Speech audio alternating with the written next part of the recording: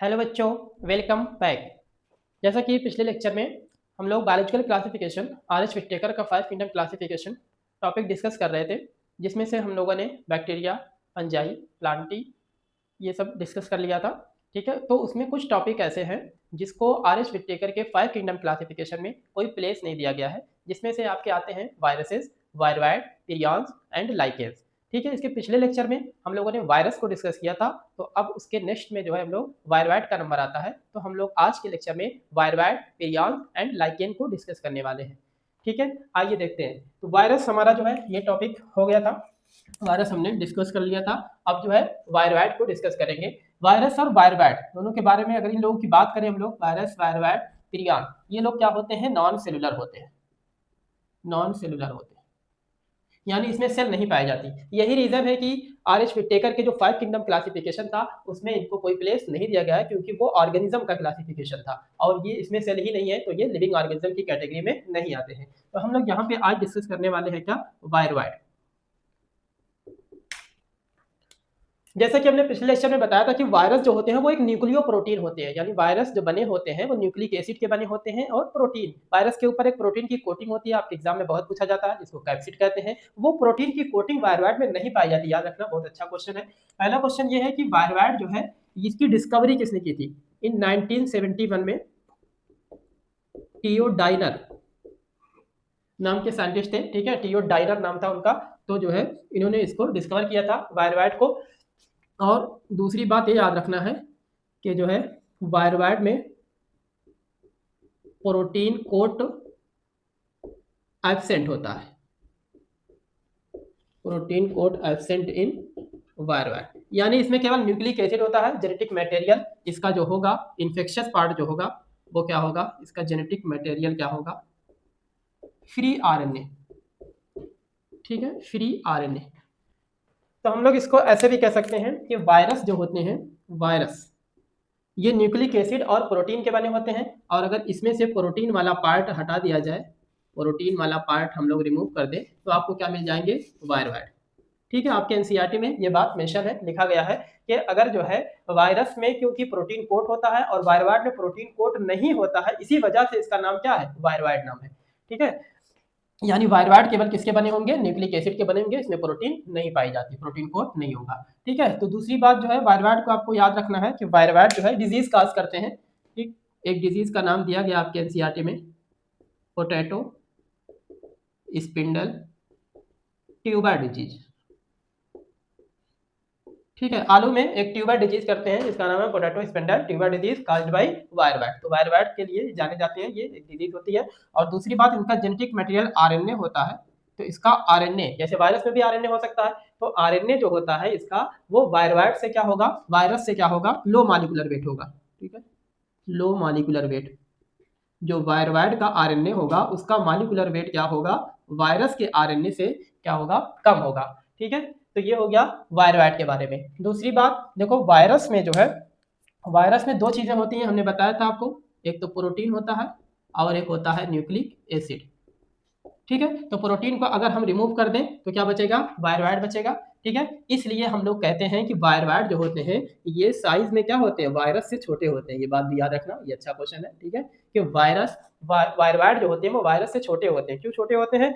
क्योंकि virus protein और nucleic acid दो चीज से बने होते हैं, और वायरवाइड में प्रोटीन कोट नहीं होता है, तो जाहिर सी बात है ये उससे छोटे हो जाएंगे। तो क्वेश्चन है viroid are smaller than virus, reason पूछेगा due to absence of protein coat या कैप्सिड।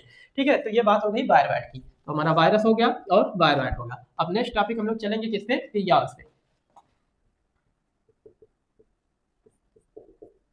ठीक है, पिरियॉन्स क्या होता है? ये भी नॉन सेलुलर होते हैं और ये प्रोटीन के बने होते हैं, इसमें जेनेटिक मटेरियल नहीं होता। ठीक है, एक तो था वायरस, वायरस बने होते हैं न्यूक्लिक एसिड और प्रोटीन के। दूसरा है वायरवाइड जिसमें प्रोटीन नहीं होती, केवल न्यूक्लिक एसिड होता है। तीसरा है आपका पिरियॉन्स, तो ये किसके बने होते हैं? ये फोल्डेड प्रोटीन के बने होते हैं, फोल्डेड प्रोटीन के बने होते हैं।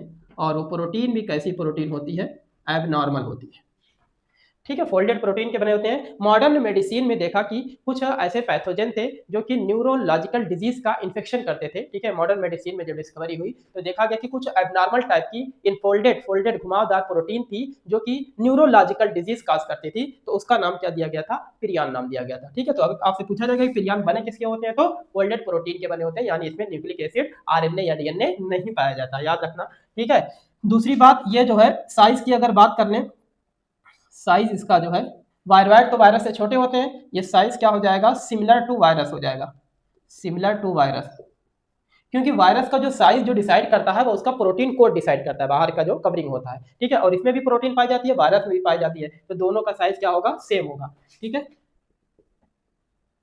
तीसरी बात आपको याद रखनी है कि पिरियान कुछ डिजीज काज करते हैं, जैसा कि वायरस डिजीज काज करते हैं, वायरवाइड भी डिजीज काज करते हैं, तो पिरियान भी आपके जो है डिजीज काजिंग एजेंट होते हैं, डिजीज काजिंग एजेंट होते हैं। तो इसके most notable disease, most notable disease caused by पिरियान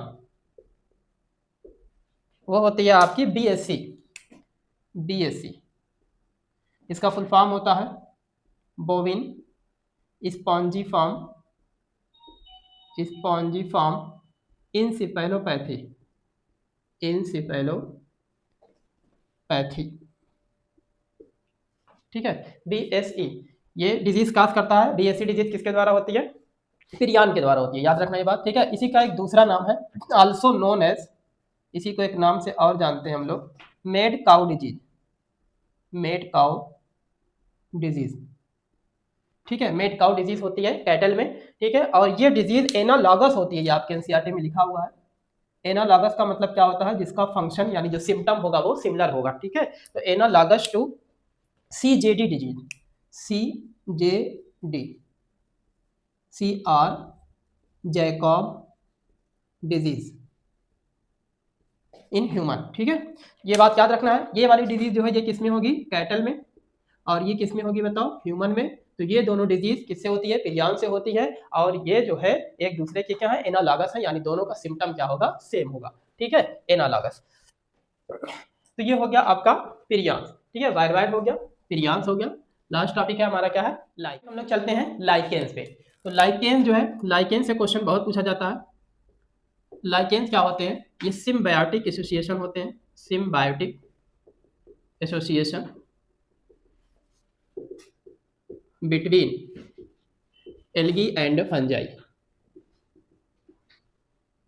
algae and fungi के बीच का सिम्बायोटिक एसोसिएशन होता है, जिसे हम लोग लाइकेंस कहते हैं। लाइकेन के लिए एक बात आप जान सकते हो कि एक जिस्म दो जान होती है। ठीक है, इसको देख के आपको लगेगा कि जो है ये एक ही है, यानी कोई अगर देखेगा कि लाइकेन कहीं पाए जाते हैं तो उसको देखने में लगेगा कि एक ही चीज है ये कोई। ठीक है, सिंगल ऑर्गेनिज्म है, क्योंकि उसके अंदर दो चीजें लेकिन होती है। कौन कौन होते हैं, एल्गी और फंजाई का कॉम्बिनेशन होता है उनको। ठीक है, तो ये सिम्बायोटिक होता है, दोनों म्यूचुअली बेनिफिटेड होते हैं। सिम्बायोटिक एसोसिएशन का मतलब क्या होता है, म्यूचुअली बेनिफिटेड, यानी दोनों एक दूसरे के लिए जीते और मरते हैं। ठीक है, यानी दोनों एक दूसरे के लिए बेनिफिटेड होते हैं, तो इसको सिम्बायोटिक एसोसिएशन बोलते हैं। इसमें क्वेश्चन जो पूछा जाता है वो बहुत इंपॉर्टेंट है। लाइकेंस में दो कंपोनेंट होते हैं ना, एक होता है एल्गल कंपोनेंट और एक होता है फंगल कंपोनेंट। ठीक है, एल्गल कंपोनेंट को हम लोग बोलते हैं फाइकोबियान, ये पूछा गया है, फाइकोबियान, और फंगल कंपोनेंट को हम लोग बोल देंगे माइकोबियान। ठीक है, तो लाइकेन में दो लोगों का कॉम्बिनेशन होता है, एल्गल कंपोनेंट और फंगल कंपोनेंट। एल्गल कंपोनेंट को हम लोग फाइकोबियान बोलते हैं और फंगल कंपोनेंट को माइकोबियान बोलते हैं। जैसा कि आप जानते हो कि एल्गल कंपोनेंट एल्गी होंगे, और एल्गी जो होते हैं वो सिंपलेस्ट प्लांट होते हैं, और जो प्लांट होते हैं ये हर बच्चा जानता है कि वो फोटोसिंथेसिस करते हैं, तो उनका मोड ऑफ न्यूट्रिशन कैसा होता है, वो ऑटोट्रॉफ होते हैं, यानी अपना फूड खुद बनाते हैं। एल्गी है प्लांट, और प्लांट कैसे होते हैं, फोटोसिंथेटिक होते हैं। तो फाइकोबियान से आप याद कर लेना, क्या बताओ ये, फोटोसिंथेटिक, याद करने की ट्रिक हो जाएगी ये, PH5 फाइकोबियान, और PH से क्या हो जाएगा, फोटोसिंथेटिक होंगे ये। और ये कैसे हो जाएंगे, फंजाई जो होते हैं वो हेटेरोट्रॉफ होते हैं, तो ये कैसे हो जाएंगे, नॉन फोटोसिंथेटिक, नॉन फोटोसिंथेटिक। ठीक है, और अभी हमने बताया कि ये दोनों क्या होते हैं, एल्गी और फंजाई म्यूचुअल रिलेशनशिप रखते हैं, बेनिफिशियल सिम्बायोटिक एसोसिएशन रखते हैं, यानी दोनों एक दूसरे के लिए क्या होते हैं, बेनिफिटेड। इसका सिंबल क्या होता है, प्लस प्लस। है ना, प्लस प्लस, यानी दोनों एक दूसरे के लिए क्या होते हैं, बेनिफिशियल। तो कैसे बेनिफिशियल होंगे, देखो एल्गल कंपोनेंट जो होगा लाइकेन का वो फोटोसिंथेटिक होगा, तो ये क्या करेगा बताओ, फूड प्रोवाइड करेगा, ये फूड अपना बनाएगा, खुद भी खाएगा और फंजाई को भी खिलाएगा, ठीक है, प्रोवाइड फूड टू फंगस, ठीक है, फंजाई को ये फूड प्रोवाइड करेंगे क्योंकि फोटोसिंथेसिस होते हैं, तो अपना फूड खुद बनाएंगे, खुद भी खाएंगे और फंजाई को भी खिलाएंगे, तो ये इसका बेनिफिट हो गया इसके लिए, फंजाई के लिए। अब फंजाई का क्वेश्चन है, फंजाई जो है फंगल कंपोनेंट एल्गल कंपोनेंट के लिए किस तरीके से बेनिफिटेड होता है, तो ये क्या करता है, प्रोवाइड वाटर, मिनरल्स, है ना, nutrient and shelter to algae, ठीक है। तो फंजाई किस तरीके से एल्गी के लिए बेनिफिटेड होता है, ये इसको शेल्टर प्रोवाइड करता है एल्गी को, ठीक है, यानी फंजाई के उसमें पनाह लेता है एल्गी, ठीक है, और उसको वाटर भी देता है, वाटर एब्जॉर्ब करवाएगा, ठीक है, मिनरल्स, न्यूट्रिएंट, ये सारी चीजें इसको देगा, तो ये फूड बनाएगा क्योंकि ये फोटोसिंथेटिक है, और ये फूड बना के खुद भी खाएगा और इसको भी खिलाएगा, यानी दोनों एक दूसरे के लिए क्या होते हैं, बेनिफिटेड होते हैं। तो ये हमारा हो गया टॉपिक लाइकेंस, ठीक है। तो वायरस, वायरवैट, पिरियन एंड लाइकेन, तो इसमें खास बात ये जरूर याद रखना आप कि इन लोगों को आरएच विटेकर के 5 किंगडम क्लासिफिकेशन में कोई प्लेस नहीं दिया गया है। क्यों नहीं दिया गया है, क्योंकि ये तीनों चीजें क्या होती हैं, नॉन सेलुलर होती हैं, नॉन सेलुलर होंगी तो ये ट्रूली लिविंग नहीं कहलाती हैं, और जो लिविंग ऑर्गेनिज्म होते हैं आरएच विटेकर ने उनका क्लासिफिकेशन किया था, ठीक है। नेक्स्ट ये बहुत इंपॉर्टेंट है आपका लाइकेन, लाइकेन क्या होते हैं, सिम्बायोटिक एसोसिएशन होते हैं बिटवीन एल्गी एंड फंजाई के, एल्गल कंपोनेंट को फाइकोबियन कहते हैं, फंगल कंपोनेंट को माइकोबियन कहते हैं। ये फोटोसिंथेटिक होगा क्योंकि एल्गी प्लांट होते हैं और सारे प्लांट फोटोसिंथेटिक होते हैं, फंगल कंपोनेंट नॉन फोटोसिंथेटिक होंगे क्योंकि फंजाई क्या होते हैं, हेटेरोट्रॉफ होते हैं, ठीक है। ये दोनों एक दूसरे के लिए बेनिफिटेड होते हैं। मिलते हैं नेक्स्ट वीडियो में, तब तक के लिए थैंक यू।